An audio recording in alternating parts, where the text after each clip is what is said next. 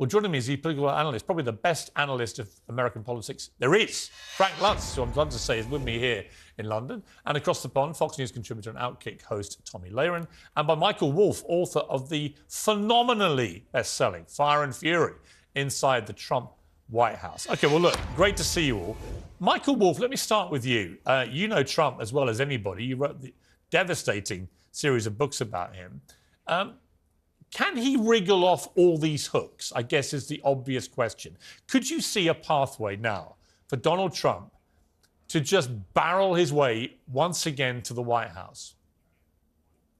Well, yeah. I mean, I think that the answer is, of course. I mean, he has done it so many times before that it would be actually more surprising if this finally trips him up. I mean, I got a note from one of the Trump inner circle this morning that said we're in uncharted territory, which I think is true. To be found liable for sexual abuse in the middle of a presidential campaign is well, unprecedented. But will this have an effect on the campaign? It will certainly have an effect on the people who hate Trump. But the question is, will it have an effect on the people who love Trump? As so many things in the past that we thought would have an effect have not. So it is uncharted. We wait and see. Yeah, it is. Tomi Lahren, I want to play a clip from Chris Christie, who may well end up running against Trump to be president. He was on Fox News Radio and said this. You know, his response yesterday to me was ridiculous, that he didn't even know the woman. I mean, you know, how many coincidences are we going to have here with Donald Trump, Brian? I mean, he must be the unluckiest SOB in the world. He just has, you know, random people he's never met before who are able to convince a jury that he sexually abused them. I mean, this guy, it's one person after another, one woman after another. The stories just continue to pile up. And I think we all know he's not unlucky, that he engaged in this kind of conduct. All right, Tomi, give me some defense for Donald Trump here. It's not a matter of being unlucky. It's a matter of the world wants to take this man down. I mean, every time I hear a charge against Donald Trump, some drummed up charge, I swear my head is going to explode. They go after this man over and over and over and over again over some BS, ridiculous charges. And let's also keep in mind that this jury did not find him liable for rape. They said that they did not believe this woman, that he raped her. But then again, they're going after him for defamation. I don't know about you, Piers, but if someone falsely accuses me of rape, I think that it's on and popping. You can say whatever you want about somebody who falsely accuses you of something as atrocious Tomi, as rape. Hang on. They didn't just find against him for defamation. They found against him for sexual assault, right? So he was not found guilty of the higher charge of rape, but he was certainly found guilty by this jury in a civil case, it must be said. A different bar, of course, to a criminal case, but he was found guilty by a jury of sexually assaulting this woman. Yeah, and again, the same woman that went on CNN and said that rape was sexy. Okay, I'm sorry if I have a little bit of suspicion here. And this, honestly, as a woman, really bothers me because there are people with legitimate sexual abuse and assault and rape claims that don't come forward for this exact reason. People that make a mockery of it, like this woman, E. Jean Carroll, who wants her moment in the sun and her moment in the spotlight. They go after this man relentlessly. And then meanwhile, you've got the Biden crime family over there. Amazing that we're focusing on this and not the fact that we know now that the Bidens were involved in a massive bribery pay-to-play scheme. The fact that the media continually focuses on Donald Trump and not what's actually going on with our current sitting president, to me, is an abomination. All right, Frank Luntz, let's get to the polling on all this, because it's really interesting. Because after the indictment over the Stormy Daniels case, which I thought was overreach, frankly, it looked to me like if he made those payments, he was doing it probably to keep this quiet from his wife. And is that really the correct way to go after a president of the United States, to take him down for that? I don't think so. I think there are more important legal issues to come. But what was extraordinary was after that indictment, his poll numbers surged and so did his fundraising. It was almost like, you give us a reason to get behind this martyr and we're going to do it. Will that happen again now after this, do you think? And you've got the exact word, martyr. I like to call it, it's not even victimization. It's now persecution. And Donald Trump is the perfect political person who understands communication and has united all these Republicans against those who are attacking them. And the Fox News host, she did it right there. But I want to bring it down a little bit because I know what you think about America, as do I. There's a reason why I'm here. We're destroying our democracy. We actually are. More Americans think our institutions have failed. More Americans believe our elections are fraudulent. More Americans believe democracy does not work. More Americans have lost faith and confidence in the future. And most importantly, more Americans today than ever before think their kids are going to be worse off than they are. Piers, we're destroying this gift that we were given. It's not entertainment for me. It's not being a pundit for me. I'm watching my country while I'm alive. I'm watching my country tear itself apart. And the problem is that Donald Trump is leading that effort. It's not about the truth to him. And by the way, elections are less important than the future of our democracy. Right. Obviously, we have trouble here in Great Britain. But America's become the laughingstock.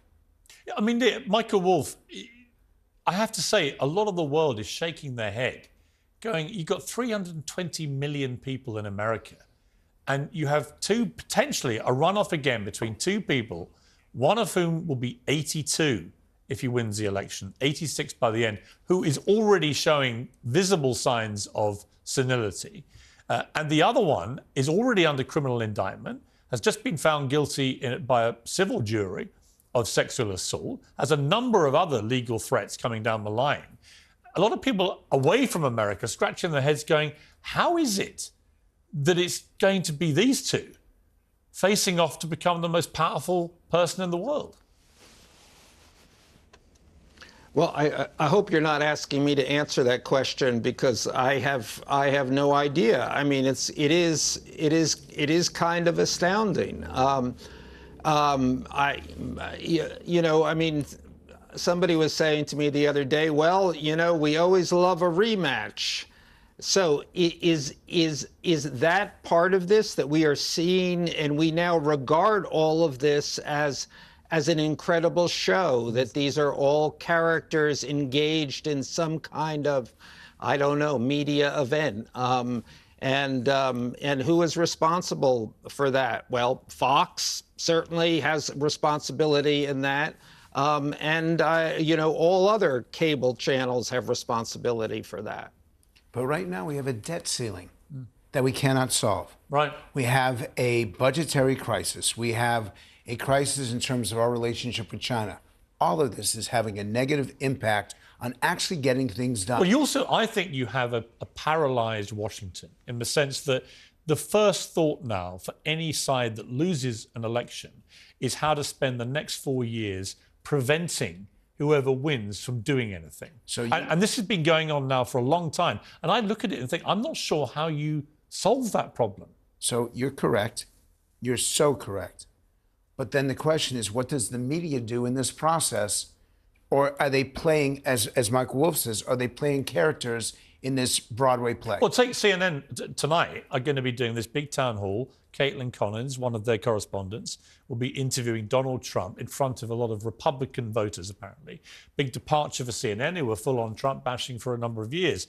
But, again, you can already see a huge furore erupting about them even doing this. But Trump is a bona fide candidate to be president. Why shouldn't CNN do it? But already I can see this is going to play out in a horrendously toxic way, whatever happens. But some of this is our fault as voters, our fault as citizens. We seek news that affirms us rather than informs us. We just want to be confirmed. We surround ourselves with people who agree with us. You can't even have a political conversation at Thanksgiving or Christmas without it erupting.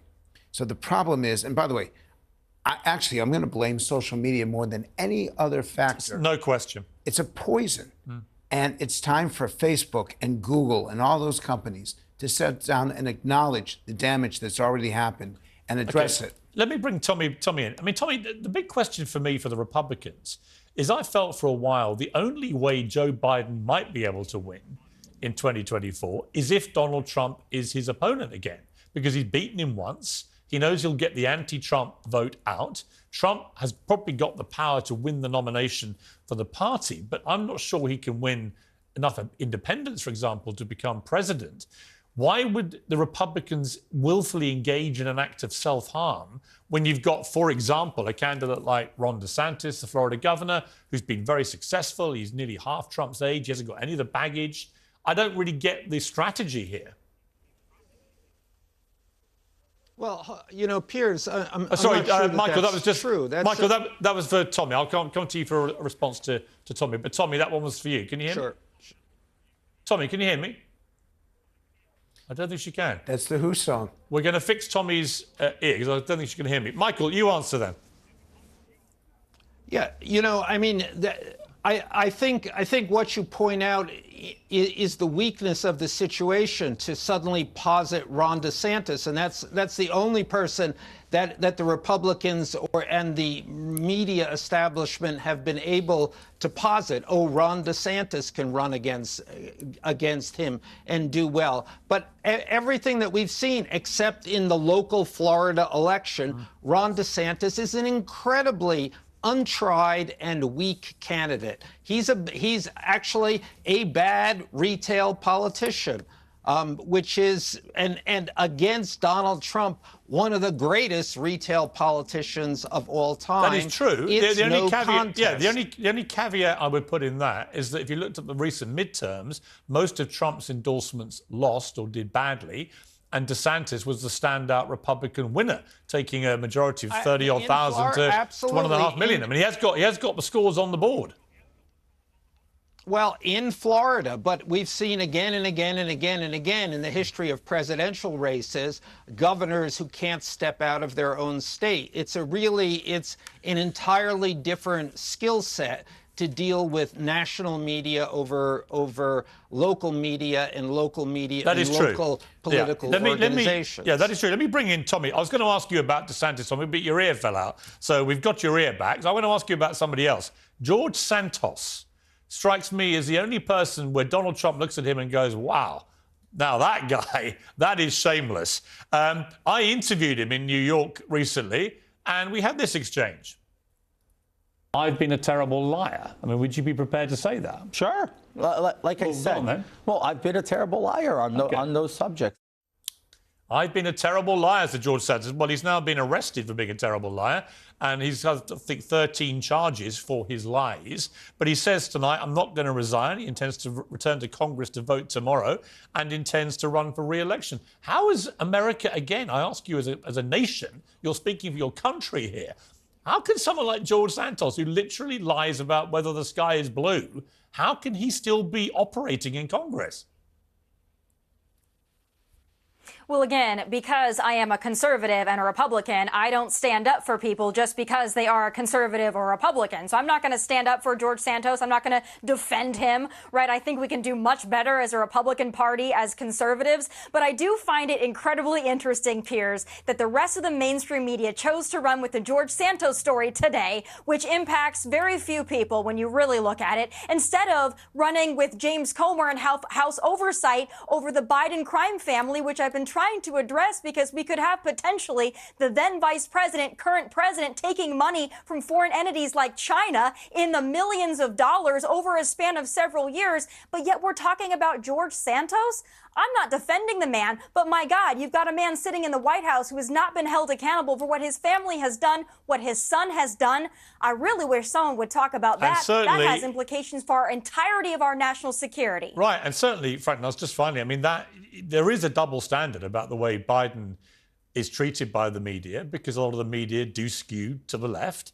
And I do think if it was the Trump family that had this kind of murky stuff going on with all these payments coming into the family from all these foreign adversaries in many cases, there would be, all hell would be breaking loose.